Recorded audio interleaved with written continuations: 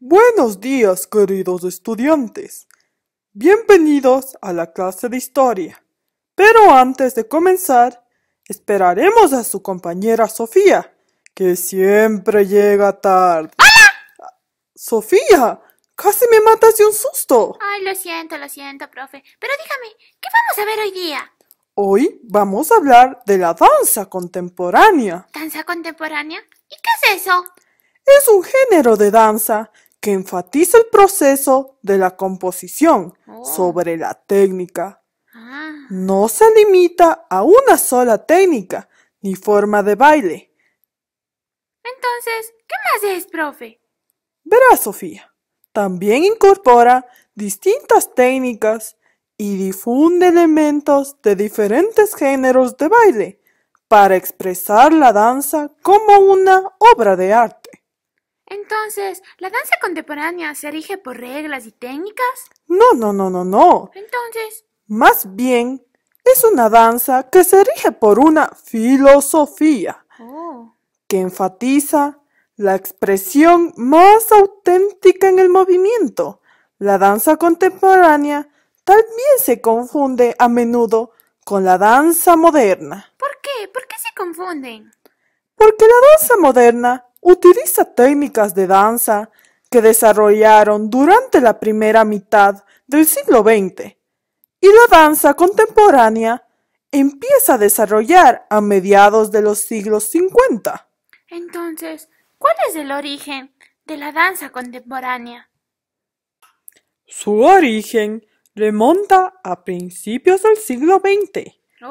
La filosofía de libre expresión en la danza que establecieron las precursoras de la danza moderna, como Isadora Duncan. ¿Isadora Duncan?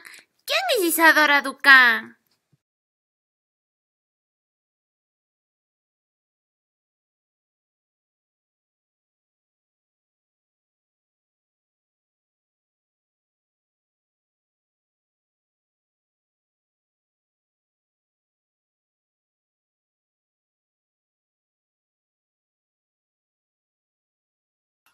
Entonces, la mayoría de los historiadores de la danza marcaron el inicio de la danza contemporánea en los años 60.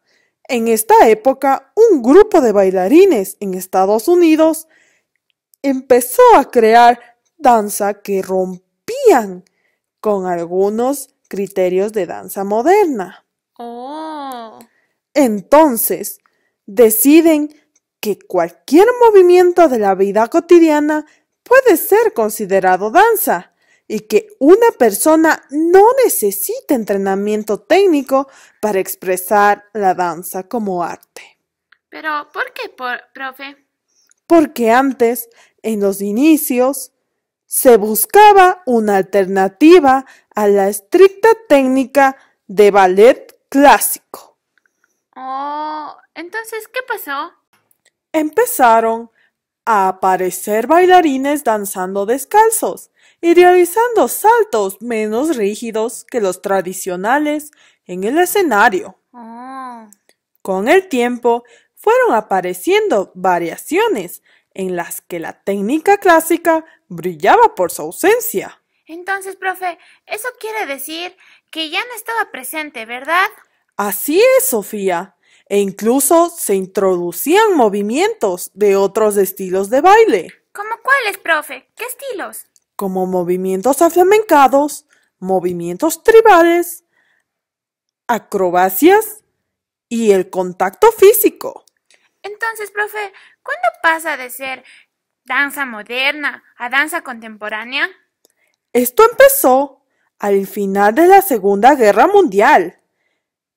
Este renombrado estilo de danza se llamó danza moderna, pero su evolución desde finales de los años de 1940 en adelante se llevó a que se llamase expresión de danza contemporánea. Ya entendí.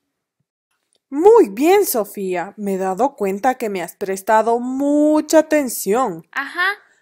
Ok, vamos ahora a hacerte una pregunta. ¿Qué pregunta, profe? La pregunta consiste en que tú como joven me digas, ¿qué crees que es la danza contemporánea hoy en día?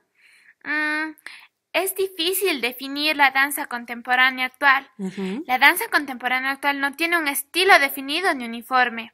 Es un género fluido que no se limita a ninguna técnica ni estilo. Se mantiene en constante transformación y renovación. Muy La bien. danza contemporánea actual es bien diversa. Puede ser abstracta o narrativa. Puede expresar emociones o no. Se puede bailar con música o sin ella. Puede utilizar cualquier tipo de música.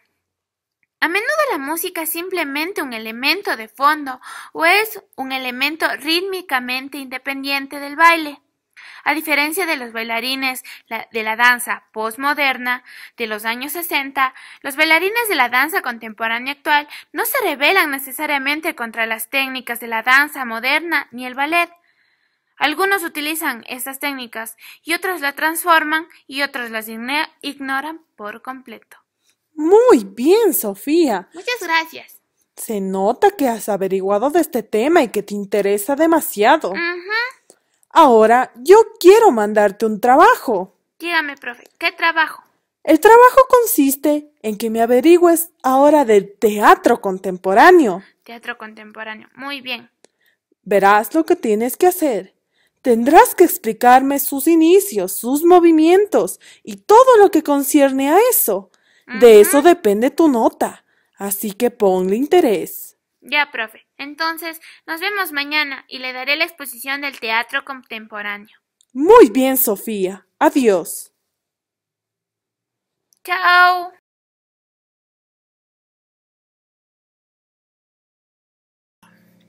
Uy, llego temprano. Ojalá el profe haga lo mismo porque ya toca un tema muy interesante. Sofía, Buenos días, profe. muy buenos días. Y ese milagro que llegas pronto. Oye, es que hoy día toca un tema muy interesante. Muy bien, como te veo tan animada, te voy a dejar con tus compañeros. Muchas gracias. Bueno, compañeros, les voy a hablar sobre el teatro contemporáneo. Inicia en los siglos XIX y XX. Se alineó con los movimientos artísticos modernos, vanguardistas, orientándose hacia el símbolo y la abstracción durante el siglo XX. Aunque el realismo puro dejó de dominar la escena popular después de la Primera Guerra Mundial, el teatro realista continuó vivo en el ámbito comercial, sobre todo en Estados Unidos. Sin embargo, el objetivo parecía ser el realismo psicológico, y se emplearon para este fin recursos dramáticos y escénicos no realistas. La escenografía era más sugerente que realista. Una acotación, Sofía. ¿Cuál, profe? Dígame. Verás, durante el siglo XX se diversifican los estilos que van en evolución junto a las corrientes artísticas de vanguardia. Se hace énfasis en la dirección artística y en la escenografía, en el carácter visual del teatro y no solo en el literario. Ajá. También existe una mayor profundización psicológica que modifica el gesto, la acción y el movimiento y se deja de lado las tres unidades clásicas e inicia el teatro experimental, que apunta netamente hacia el espectáculo y las manifestaciones de culturas antiguas. También, si el director teatral recobra el protagonismo y algunas veces es artífice de distintos puntos de vista en la puesta de escena. También surgen movimientos como el realismo poético, el teatro de la crueldad, el teatro épico, el teatro de lo absurdo, en el cual se encuentra ligado al existencialismo y los Angry Young Men. ¿Qué son los Angry Young Men? Son jóvenes iracundos. Bueno, de simbología inconformista y antiburgués, dentro de estos movimientos encontramos a Luigi Pinderola, Tennessee Williams, Arturo Miller, John Byron Priestley, Federico García Lorca, Antonio Buero Vallejo, entre otros. Muy bien, Sofía. Ahora háblame de los movimientos del teatro contemporáneo. Muy bien. Ahora háblanos del teatro de la crueldad. Muy bien. Este se incorpora elementos surrealistas y la danza oriental para crear de forma violenta y ritualista el teatro. Quien desarrolla y fundamenta este movimiento es Anthony Artaud, un escritor, actor y director francés quien se opone a las formas realistas y sostiene que el teatro y sus obras deben impactar al público sin importar si es necesaria la violencia verbal o física. Muy bien, ahora háblanos del teatro de lo absurdo. Claro, el teatro de lo absurdo. Los temas están relacionados son los de absurdo de existir, la enajenación e impotencia humana, el miedo a la muerte y la incapacidad del lenguaje como un medio efectivo de la comunicación. El padre de este teatro es Eugene Ionesco, que rechaza el teatro de rasgos realistas y psicológicos. Se puede manifestar como absurdo de situación y absurdo de lenguaje. En el primero no se ajusta a las reacciones esperadas y en el segundo las respuestas no corresponden a las preguntas. Ahora, háblanos del realismo poético. Claro, es el tipo de teatro que es realista en el planteamiento de conflictos pero utiliza un lenguaje poético. Su principal característica es el símbolo en el nombre del personaje o uso de colores y además añade elementos irreales.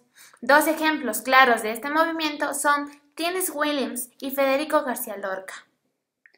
Muy bien, Sofía, háblanos un poco más del teatro. Claro, voy a hablar sobre sus exponentes. Uno de ellos fue Jean-Paul Sartre, fue un filósofo, escritor, novelista, dramaturgo, activista político, biógrafo, crítico literario francés, exponente del existencialismo y del marxismo humanista. Otro de sus exponentes fue Luigi Pirandello. Nació el 28 de junio de 1867. Pirandello, como la Ricci Gramito, participaba activamente en un movimiento destinado a la unificación democrática de Italia. A causa de la decepción que atravesó Pirandello a lo largo de su niñez, se puede ver cómo extraía buena parte de la atmósfera emocional que caracterizaba sus escritos, especialmente la novela. Muy bien. Pirandello expresó su profundo pesimismo y su pesar por la condición confusa y sufriente de la humanidad a través del humor.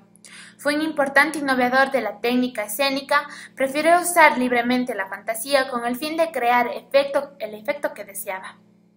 Ejerció una gran influencia al liberar el teatro contemporáneo de las desgastadas convenciones que lo regían y preparar el camino al pesimismo existencialista de Anquetil y Sartre.